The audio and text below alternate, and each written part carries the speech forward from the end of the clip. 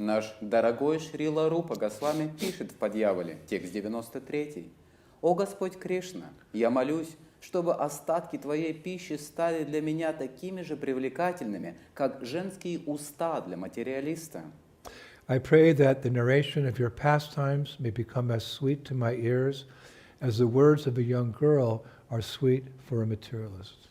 Я молюсь, чтобы повествование о Твоих лилах стало таким же сладостным для моих ушей, как слова юной девушки сладки для материалиста. I pray that the sight of your transcendental form may become as pleasing to my eyes as the beauty of a young bride is pleasing to her husband. Я молюсь, чтобы вид Твоей трансцендентной формы стал таким же привлекательным для моих глаз, как красота юной невесты привлекательна для ее мужа. And I pray that I may always chant your holy names in the same way that a lover reads aloud a letter from his long-separated beloved. Я молюсь, чтобы я мог всегда повторять Твои святые имена так же, как влюбленный читает вслух письмо от своей влюбленной, с которой он уже долго разлучен. So from this very beautiful verse we can understand that essentially Krishna consciousness means falling out of love with Maya or illusion and falling into love with Krishna. Из этого стиха мы можем понять, что, по сути, сознание Кришны означает разлюбить майю, иллюзию, и влюбиться в Кришну. For that to happen, we have to let Krishna, I guess you could say, sweep us off our feet with his charming beauty. Для того, чтобы это произошло, мы должны позволить Кришне, так сказать, сбить нас с ног своей чарующей красотой. In this regard, again, Sri Rupa Goswami writes in Padyavali, a dark-complexioned thief has stolen my heart. Look, he has already stolen the sins of surrendered devotees, the life breath of Putana, the bracelets and garments of the young gopis, and the eyes and hearts of these saintly devotees.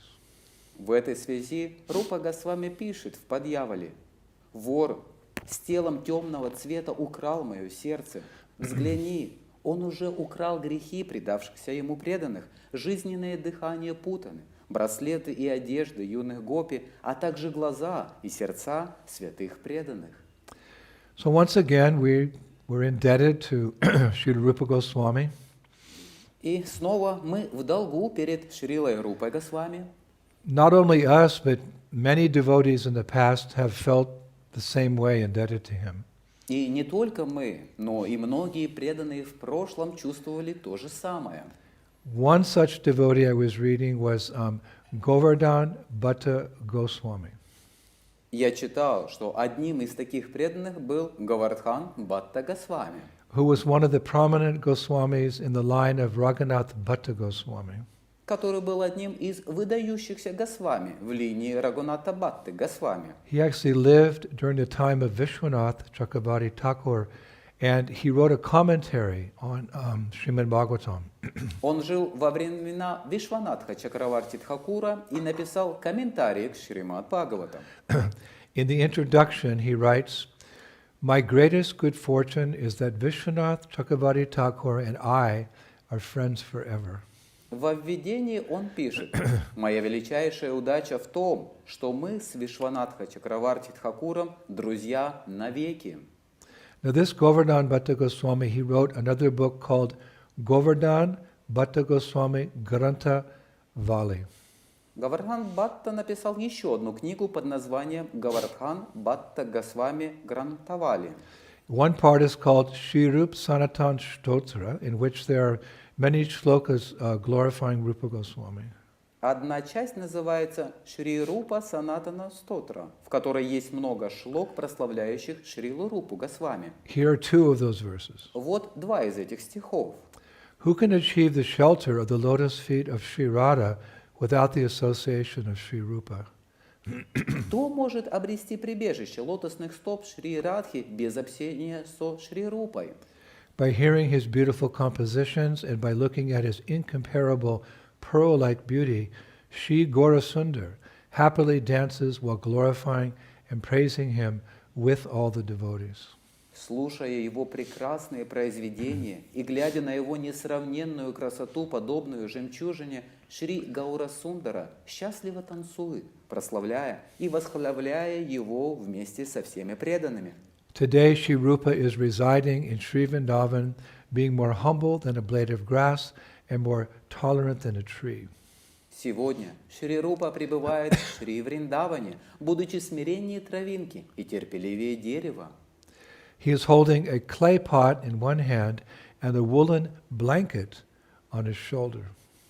В одной руке он держит глиняный горшок, а на плече шерстяное одеяло. He is singing the pastimes of Radha Kanta while sometimes sitting in the shadow of a kalpavriksha tree. Иногда, сидя в тени дерева калпаврикша, он воспевает лилы Радхаканты. He is constantly chanting the names of Krishna, and every day he begs from the houses of the brahmanas. Он постоянно повторяет имена Кришны, и каждый день он просит милостыню в домах браманов. Now, within that beautiful prayer, we hear Rupa Goswami that he used to wear a woolen blanket on his shoulder. В этой молитве мы слышим, что Рупа Госвами обычно носил на плече шерстяное одеяло. Sometimes such blankets are referred to as shawls. Иногда такое одеяло называют шаль. But not only did Rupa Goswami and the other 5 Goswamis of Vrindavan wear woolen shawls or blankets, but so did Krishna and his cowherd boyfriends 5,000 years ago. Но не только Рупа Госвами и другие 5 Госвами Вриндавана носили шерстяные накидки или одеяла, но и Кришна и его друзья-пастушки 5000 лет назад. And such shawls or blankets are actually listed in our shastras as one of the items that can awaken or stimulate our devotion for the Lord. И такие накидки или одеяла приводятся в наших шастрах как один из предметов, которые могут пробудить или стимулировать нашу преданность Господу. So therefore I thought blankets could be a subject matter for today's lecture as part 6 in our series on stimulation for ecstatic love. Поэтому я подумал, что одеяло это будет темой сегодняшней лекции, 6-я часть нашей серии лекций «Стимулы экстатической любви». Now in my research I found that Krishna often uses a blanket and in various ways during his pastimes. В моем исследовании я обнаружил, что в своих лилах Кришна довольно часто и по-разному использует одеяло. In the online extended ISKCON Vaishnav songbook, we find in verse 3 of the song Jaya Madhava Murari the following. В интернете, в расширенном варианте сборника песен вайшнавов, в 3 стихе Баджана Джая Мадава Мурари мы находим следующее. Gwala Bala Sangha Denu Charai Vana Vana Brahmata Piri Yadu Rai Kunde Kumara Kari Radhe Sham Shama Sham. It means, Dear Krishna, you herd the cows in the company of cowherd boys. Дорогой Кришна, ты пасешь коров в компании мальчиков-пастушков. You, the monarch of the Yadu dynasty, thus wander from forest to forest, carrying a blanket draped over your shoulder. O Radha Sham Shama Sham. Ты царь династии Яду. Таким образом бродишь из леса в лес, неся накинутое через плечо одеяло. О, Радhe Шьяма, Шьяма, Шьяма. Now, other ways Krishna carries a blanket are as follows. Другие способы, которыми Кришна использует одеяло, таковы. Like a bedspread when he sleeps after his forest lunch party with his cowherd boyfriends. Как покрывало, когда он спит после своего обеда в лесу со своими друзьями-пастушками. To cover his body from rain, actually the fabric of his blanket doesn't absorb any water. He has like a waterproof blanket.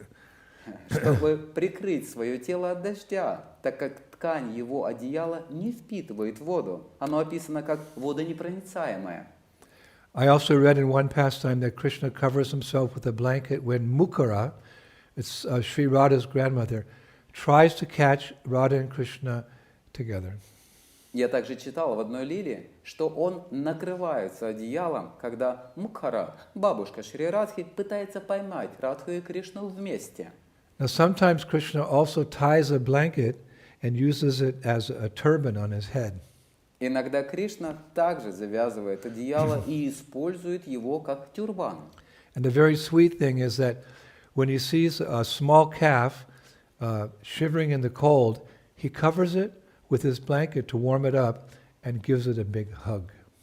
И самым сладостным является то, что когда он видит маленького теленка, дрожащего от холода, он укрывает его своим одеялом, чтобы согреть наряду с объятиями. Now it's also described that whenever Sri Radha looks at Krishna's dark blanket, like hanging or lying somewhere, her eyes become filled with deep love, and she experiences ecstatic symptoms. Также описано, что всякий раз, когда Шри Радха смотрит на темное одеяло Кришны, которое висит или лежит где-то, ее глаза наполняются глубокой любовью, и она испытывает экстатические симптомы. Here in Braj they say, Sut se jhada bhyaj ho pyaro. It means if you love someone, then you love his or her things more than you love yourself. Во Врадже говорят, если ты любишь кого-то, то ты любишь его или ее вещи больше, чем ты любишь себя. It's described actually that Sri Radha herself also uses a blanket from time to time in her pastimes with Krishna. Описано, что сама Шри Радха также время от времени использует одеяло в своих лилах с Кришной.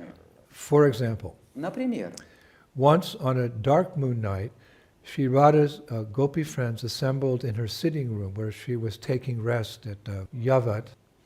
однажды, темной лунной ночью, подружки Гопи Шри Радхи собрались в ее комнате, когда она встала с постели. Яват. And when she rose up from bed, they helped her to dress up to blend into the darkness in order to go through the Vrindavan forest undetected to meet her beloved Krishna. И когда она встала с постели, они помогли ей одеться так, чтобы слиться с темнотой, для того, чтобы незамеченной пройти через лес Вриндавана, чтобы встретиться с ее возлюбленным Кришной. It was dark out, so they dressed her in dark clothes. Было темно снаружи, поэтому они одели ее в темные одежды. Just like when there's the full moon, very bright and shiny, they dress her in white clothes to go see Krishna. То же самое в полнолуние, когда светло ночью, они одевают ее в светлые одежды навстречу с Кришной. So after dressing her in dark clothes like a dark blue sari and blouse, her servants adorned her braid with a black tassel. Then they smeared dark musk on her body, and they decorated her with dark blue ornaments to match her dress. Одев ее в темную одежду, темные синие сари и чоли, ее служанки украсили ее косу черной кисточкой, нанесли на ее тело мускус и украсили ее темно-синими украшениями в тон ее одежде. They also covered her with a shawl. Они также накрыли ее шалью. And Rupa Goswami writes as such. И Шрила Рупа Госвами пишет следующее. In verse 4 of his Gandharva Sampartan Ashtaka. В 4 стихе произведения Ганхарва Сампрартха Аштака. O goddess who strongly wishes to meet her lover, when can I arrange for your blissful nocturnal meeting with the son of the king of Braj in the grove by covering your body with a cloud blue shawl and by removing the ankle bells from your feet? О богиня, которая горячо желает встретиться со своим возлюбленным, когда же я смогу устроить твою благословенную ночную встречу в роще с сыном царя Враджа, накрыв твое тело накидкой цвета синего облака и сняв ножные колокольчики с твоих стоп? Now cowherd boys also use blankets in their seva to Krishna. Мальчики-пастушки также использовали одеяло в своей севе Кришне. Well, their calves grazed in the pastures of Vrindavan, Krishna and Balaram, they play with their friends in various ways. Пока их телята паслись на пастбищах Враджа, Кришна и Баларама различным образом играли со своими друзьями. I was reading that sometimes they throw stones at the fruit in trees, and when the fruits fall, they either kick them around like in playful sport, or they throw them by playing catch. Я читал, что они бросали камни в плоды на деревьях, и когда плоды падали, они либо пинали их в шутливой игре, либо разбрасывали, играя в игру под названием «Поймай». And sometimes they imitate the fighting of bulls. А иногда они имитировали бой быков. And during these pastimes, the boys cover themselves with blankets, and looking like bulls, they loudly roar and charge at each other. Во время этих игр мальчики накрывали себя одеялами и как быки громко ревели и бросались друг на друга. Now, the mention of blankets in Krishna's pastimes, they come up in various ways. It comes up in various ways. Упоминание об одеялах в лилах Кришны встречаются различными способами. For example, after Krishna chastised the Kaliya serpent by jumping into the Jamuna river and fighting with him, he came out soaking wet and shivering from the cold. Например, после того, как Кришна наказал змея Калия, прыгнув в реку Ямуну и сразившись с ним, он вышел оттуда насквозь промокший и дрожавший от холода. So it's described that Mother Yasoda at that time tried to dry him off, and then she wrapped him in soft blankets. Описывается, что мама Яшода вытерла его и завернула в мягкие одеяла. But even then, Krishna was still shivering. Но даже тогда Кришна все еще дрожал. So you may remember from Krishna book, he climbed up Dwadashat Dityatila, that little hill, and to warm himself in the afternoon sun. Возможно, вы помните, как в книге описывается, как Кришна взобрался на холм Двадаша Дитья, чтобы погреться на послеполуденном солнце. Now, I also read that one morning, both Mother Yasoda and Yogamaya, Purnamasi, went to wake Krishna up as usual, but he barely stirred, in response to their calls, and instead he pulled a blanket over his head and he moaned, "Maya, I feel sick today." Я также читал, что однажды утром мама Яшода и Йогамайя, как обычно, пошли будить Кришну, но он едва пошевелился в ответ на их призывы и вместо этого натянул одеяло на голову и простонал: «Майя, мне сегодня плохо».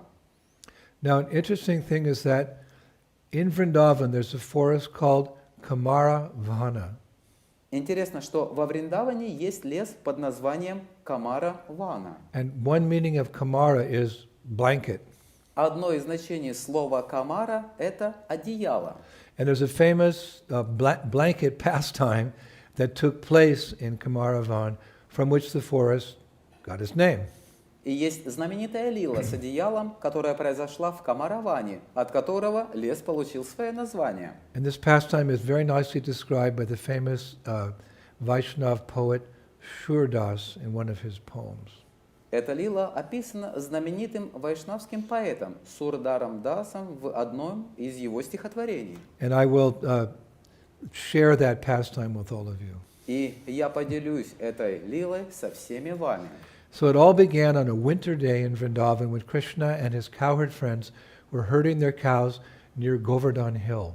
Все началось зимним днем во Вриндаване, когда Кришна и его друзья-пастушки пасли своих коров около холма Говардхана. From there, Krishna sent a message to Radharani to secretly meet with him in the nearby Kamaravana forest. Оттуда Кришна отправил Радхарани послание с просьбой тайно встретиться с ним в близлежащем лесу Камаравана. Now, this message was delivered to Sri Radha by one of Krishna's cowherd boyfriends.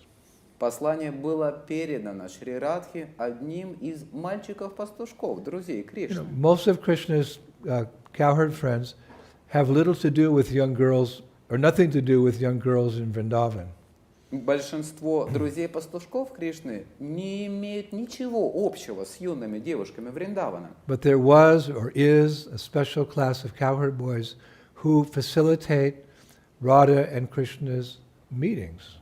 Но были или есть особый класс мальчиков-пастушков, которые способствуют встрече Радхи и Кришны. They're called Priya Narma Sakas. Их называют Прия Нарма Сакха. They're cowherd boys like Shubal and Ujvala. Это такие мальчики-пастушки, такие как Субала и Уджвала, who deliver messages back and forth between Radha and Krishna. которые доставляют послания туда и обратно между Радхой и Кришной. There's also gopi messengers like Vrinda Devi, Vrinda Rika, Mela, and Murali, who also act like messengers. Есть также гопи-посланницы, такие как Вринда Деви, Вринда Рика, Мела и Мурали, которые также выступают в качестве посланниц. And these young, beautiful gopi messengers, they're described as, quote, fair complexioned and always dressed in colorful garments. Эти гопи-посланницы описываются как обладающие светлым цветом кожи и всегда одеты в яркие одежды. It's also written that they are filled with great love for Sri Radha and Krishna, and they know the geography of Vrindavan very well. Описано, что все они преисполнены великой любви к Шри Радхе и Кришне и очень хорошо знают географию Вриндавана. Then there's the famous parrots of Vrindavan like Sukha and Sari, who also carry messages back and forth between Radha and Krishna. Кроме того, есть знаменитые попугаи Вриндавана, такие как Шука и Шари, которые также передают послания между Радхой и Кришной. And of course, Vichaksana, it's Krishna's pet parrot, who's described as a very experienced personality in delivering messages for Krishna. А также Вичаксана, домашний попугай Кришны, которого описывают как очень опытную личность в передаче посланий для Кришны. He once famously said, of the many services rendered to the Prince of Braja, delivering messages is the most exciting. Однажды он, как известно, сказал, из множества служений, оказываемых принцу Враджа, передача посланий самая захватывающая. And finally, we know that Krishna sends messages throughout Vrindavan with this famous Venu, his flute. И, наконец, мы знаем, что Кришна посылает послания по всему Вриндавану своей знаменитой вену или флейтой. So anyway, on this particular winter day, Krishna sent a message to Radharani to meet him at Kamaravan. Итак, так или иначе, в этот особый зимний день Кришна послал Радхарани послание с просьбой встретиться с ним в Камараване. On that day, the air was very chilly, so Krishna and all the cowherd boys were carrying thick blankets with them.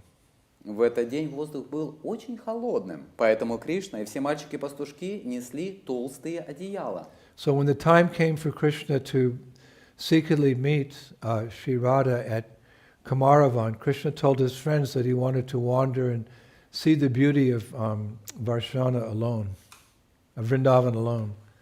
Когда Кришне пришло время тайно встретиться с Шри Радхой в Камараване, Кришна сказал своим друзьям, что хочет побродить и увидеть красоту Вриндавана в одиночестве. And taking his blanket, he made his way to Kamaravan. И, взяв свое одеяло, он отправился в Камараван. And when he arrived, he placed his folded blanket on a large rock, and sitting on it, he waited for Vrindavaneshwari Srimati Radharani to arrive. Когда он пришел туда, он положил свое сложенное одеяло на большой камень и, сидя на нем, стал ждать Вриндаванешвари Шримати Радхарани, когда она придет. Now at this point, Surdas, the poet, he describes, actually, it's interesting, Krishna's blanket as black in color. He calls it Kari Kamara, that's the name of Krishna's blanket. И здесь интересный момент, что Сурдас описывает одеяло Кришны как черного цвета, называя его Кари Камари. But unfortunately for Krishna, even after many hours, Sri Radha had not arrived.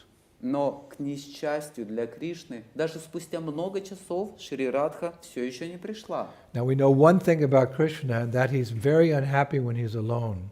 Мы знаем одну отличительную особенность Кришны, которая заключается в том, что он очень несчастлив, когда остается один. Why? Почему? Because without his friends and companions, he cannot taste or experience rasa. So what is rasa? Rasa means the mellows of loving exchange. Потому что без своих друзей и спутников он не может вкусить или испытывать расу. Раса означает сладость любовного обмена. And Krishna's essential nature is to enjoy. И истинная природа Кришны – наслаждаться. And that's confirmed in the Taittiriya Upanishad 261, in which the constitution of Krishna's body is described as follows. Это подтверждается в Тайтарии Упанишад 2.61, в которой строение тела Кришны описывается следующим образом. Krishna's head is pleasure, his right side is joy, his left side is delight, and his identity is bliss. Голова Кришны – это наслаждение, его правая сторона – радость, его левая сторона – восторг, а его личность – блаженство. As we've said many times before, real enjoyment is experienced not in being alone, but in the company of others. Как мы уже много раз говорили до этого, настоящее наслаждение испытывается не в одиночестве, а в обществе других. Therefore, the same Taittiriya Upanishad confirms, Krishna does not like solitude. Kamayata bahu shaim prajayeya. The Supreme Lord desired, let me become many, let me father many living entities. Та же Тайтирия Упанишад подтверждает, что Кришне не нравится одиночество, поэтому Камаята Бахушьяма Праджаеша. Верховный Господь пожелал, позволь мне стать многим, позволь мне стать отцом многих живых существ. So Sri Radha was late that day, but not of her own accord, rather because of the watchful eye of her mother-in-law, Jatila. Итак, в этот день Шри Радха опоздала, но не по своей воле, а скорее из-за бдительного ока ее свекрови Джатилы. As a pastime, Radharani is married to Abhimanyu, and Abhimanyu's mother is Jatila. В качестве лилы Радхарани замужем за Абхиманью, а мама Абхиманью Джатила. And Jatila is aware of Radha and Krishna's love for each other and is always on the lookout to make sure they don't secretly meet. Джатила знает о любви Радхи и Кришны друг к другу и навсегда начеку, чтобы убедиться, что они не встречаются тайно. So that day, Jatila was keeping a keen eye on Sri Radha and was not even letting her go for her scheduled worship at Suryakund, the divine abode of Suryakund. Итак, в тот день Джатила пристально следила за Шри Радхой и даже не отпустила ее на запланированное поклонение на Сурьякунде. As a result, the Acharyas write that with every passing moment, Krishna's kama, his loving desire to be with Sri Radha, intensified, and that mood can still be felt in Kamaravan even today. И как результат, ачарьи пишут, что с каждым проходящим мгновением кама, любовное желание, Кришны быть со Шри Радхой усиливалось, и это настроение все еще ощущается в Камараване даже сегодня. And this is another reason for the name Kamaravan. Kama means desire. It's a forest where Krishna felt intense spiritual desire for Sri Radha's association. И это одно из имен. Кама означает желание. То желание, которое есть у Кришны, чтобы быть со своей возлюбленной Шри Радхой. The Acharyas say that Krishna was repeatedly rising from his seat, walking down the path, and then returning to his seat, to his blanket again. Ачарьи говорят, что Кришна неоднократно вставал со своего места, шел по тропинке, а затем снова возвращался на свое место. In fact, his eagerness to meet Radha built up minute by minute until he was actually on the verge of fainting. Его нетерпение встретиться с Шри Радхой росло с каждой минутой, пока он не оказался на грани обморока. So to prevent himself from actually falling down and losing consciousness, as well as to let Radha know the seriousness of his condition, he spoke to his flute. Поэтому, чтобы на самом деле не упасть и не потерять сознание, а также чтобы дать понять Радхе о серьезности своего состояния, он заговорил со своей флейтой. Remember, everything in Vrindavan is personal. Помните, что все в духовном мире является личностью. So Krishna addressed his flute as a friend. Поэтому он обращается к своей флейте как к другу. He said, "Friend, you are my final resort. Please communicate to Sri Radha that I stand on the edge of a precipice from which only her touch can pull me back." Он говорит: «О, друг, ты мое последнее прибежище. Пожалуйста, передай Шри Радхе, что я стою на краю пропасти, из которой только ее прикосновение может вытащить меня обратно». So the flute went into a state of samadhi, and without making a sound, without playing a note, communicated Krishna's message to Sri Radha. Флейта вошла в состояние самадхи и, не издав ни звука, не сыграв ни одной ноты, передала послание Кришне Шри Радхе. And fortunately, when Sri Radha received the flute's message, she was already close enough to save Krishna before he fell to the ground. К счастью, когда Шри Радха получила послание флейты, она была уже достаточно близко, чтобы спасти Кришну до того, как он упал на землю. And it's interesting just how she did that. И интересно то, как она это сделала.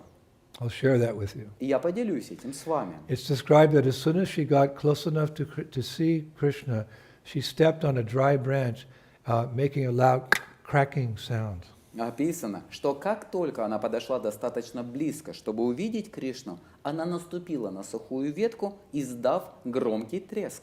And Krishna heard the noise, and he saw Radha's golden effulgence, which is described alone prevented him from falling unconscious. Just seeing her golden effulgence protected him.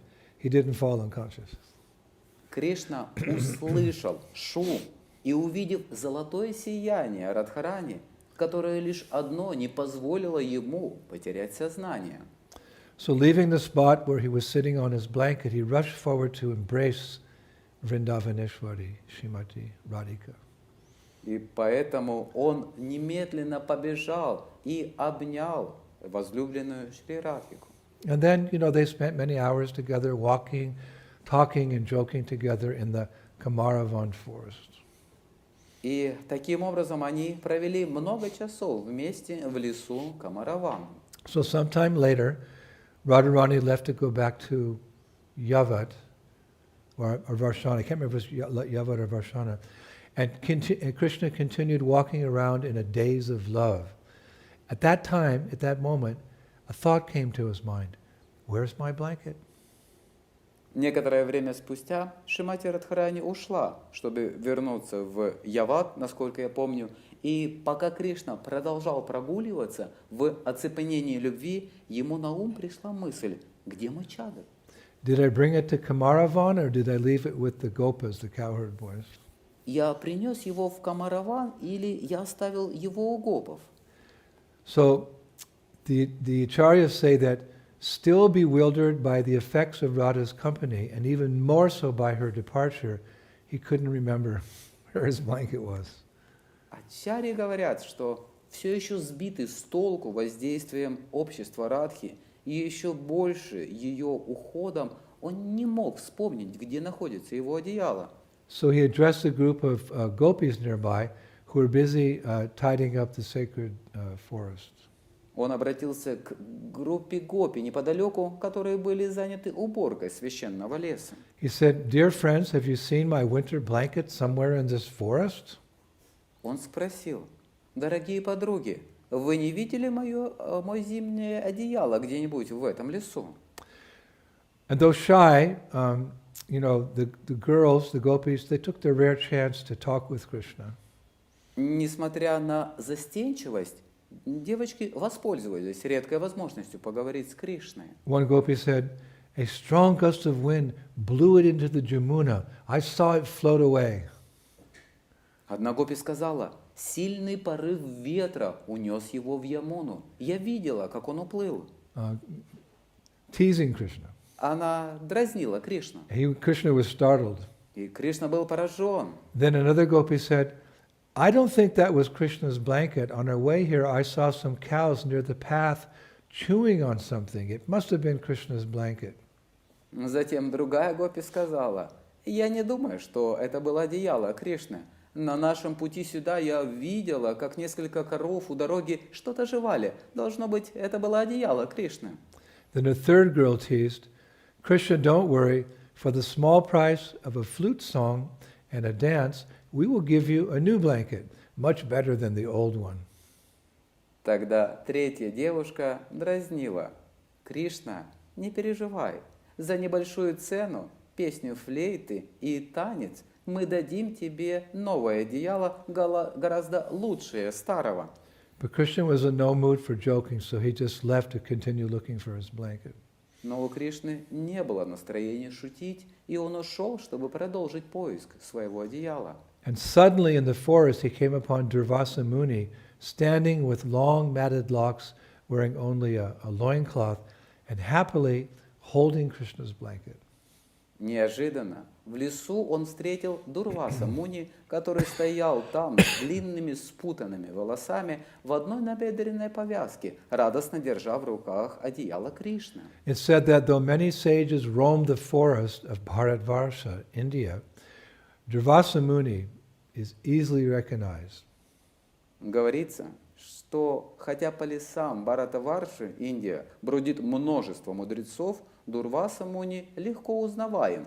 The Mahabharata, Adi Parva, 120 verses 4 and 5 describe him as follows. Махабхарата, Адипарва, 120, тексты с 4 и 5 описывает его следующим образом. Ugram paryacharatattara brahmanam samsita vritam nikhu dha nishtayam dharme yam tam durvasa samvidu. There was a Brahmana who executed extreme austerities and who always kept his thoughts and decisions about Dharma extremely secret. That sage was known as Durvasa. Был один браман, который совершал суровые аскезы и всегда держал свои мысли и решения относительно Дharмы в строжайшей тайне. Этот мудрец был известен как Дурваса. So standing before Krishna was that very person, Durvasa Muni, holding Krishna's blanket as if it's described, he just discovered a great treasure, of course, which it was. Что ж, как раз перед Кришной стояла та же самая личность Дурваса Муни, держа одеяло Кришны так, словно только что обнаружил великое сокровище, которое и было сокровищем. So Durvasa Muni said to Krishna, O son of Nanda, is this your blanket? To which Krishna replied, O Muni, it was mine until it came to you. Дурваса Муни спросил у Кришны, «О сын Нанды, это твое одеяло?» На что Кришна ответил, «О Муни, оно было моим, пока оно не попало к тебе». My duty is to distribute wealth to the brahmanas daily, but I never accept a gift from a brahmana other than the gift of transcendental knowledge. Therefore, what you hold now belongs to you. Мой долг ежедневно раздавать богатство браманам, но я никогда не смогу принять дар от брамана, кроме того, что ты трансцендентного дара знания. Поэтому то, что ты держишь, принадлежит тебе. You know the principles of Dharma, the knowledge that paves the way to liberation for conditioned souls. Ты знаешь принципы Дharмы, знания, которое прокладывает путь к освобождению для обусловленных душ. Please do with the blanket as you wish. Пожалуйста, делай с этим одеялом, что пожелаешь. My respectful obeisances unto you, all glories to you. Мои почтительные поклоны тебе, вся слава тебе. And pleased with Krishna's humility and kindness, Durvasa Muni accepted the Lord's blanket, Kamara, as Mahaprasad. Удовлетворенный смирением и добротой Кришны, Дурваса Муни принял одеяло Господа как Махапрасад. The sage knew that by wearing it, he would be freed from the cycle of birth and death. Мудрец знал, что, надев его на себя, он освободится от круговорота рождения и смертей. And Uddhava, he teaches us about the importance of honoring Krishna's remnants in Srimad Bhagavatam 11.6.46. Удхава учит нас важности почитания остатков пищи Кришны в Шримад Бхагаватам 11.6.46. He says to Krishna, Он говорит Кришне: Simply by decorating ourselves with the garlands, oils, clothes, and ornaments you have enjoyed, and by eating the remnants of your meals, we, your servants, will indeed conquer over your illusory energy. Просто украшая себя гирляндами, маслами, одеждой и украшениями, которыми ты уже насладился, и вкушая остатки твоей пищи, мы, твои слуги, несомненно победим твою иллюзорную энергию. So, dear Prabhus, this is but one pastime among many about Krishna's blanket or blankets, and which, if we hear about attentively, will help to awaken our dormant love for the Lord, the purpose of these lectures. Итак, дорогие Прабху, это лишь одна из многочисленных лил, связанных с одеялом или одеялами, и если мы внимательно слушаем об этом, это поможет пробудить нашу дремлющую любовь к Господу. There are actually unlimited things that we can meditate on about Krishna, and in that sense there's no excuse for not falling in love with him, even in this one lifetime.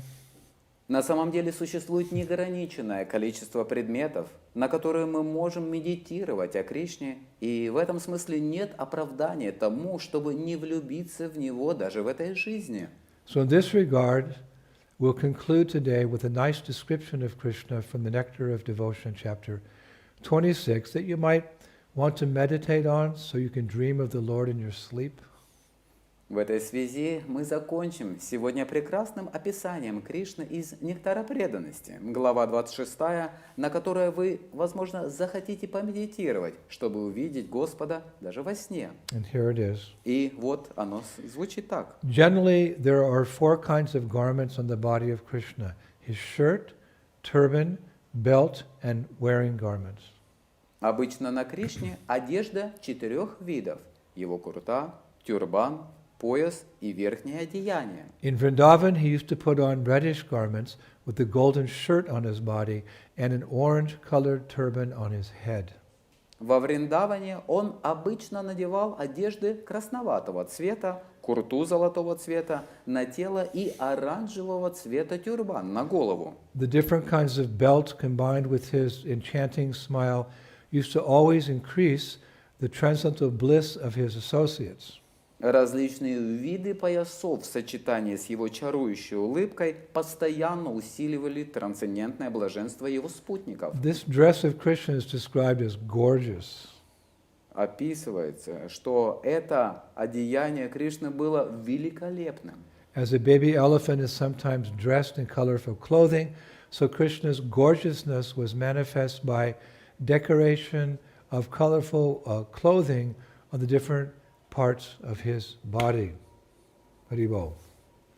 Как слоненка иногда наряжают в разноцветные одежды, так и великолепие Кришны проявилось в украшении разноцветными одеяниями различных частей его тела. So lots to think about, lots of details, lots of nectar, lots of things to meditate on. И множество деталей, множество аспектов и множество вещей, на которые можно медитировать. Shravanam Kirtanam, Krishna Smaranam, remembering Krishna with love. Итак, занимаясь Шраванам, Киртаном, приходим к Вишну Смаранам, памятование о нем с любовью. This Krishna conscious movement is actually a movement of love masquerading as a philosophy. Это движение сознания Кришны, это движение любви, замаскированное философией.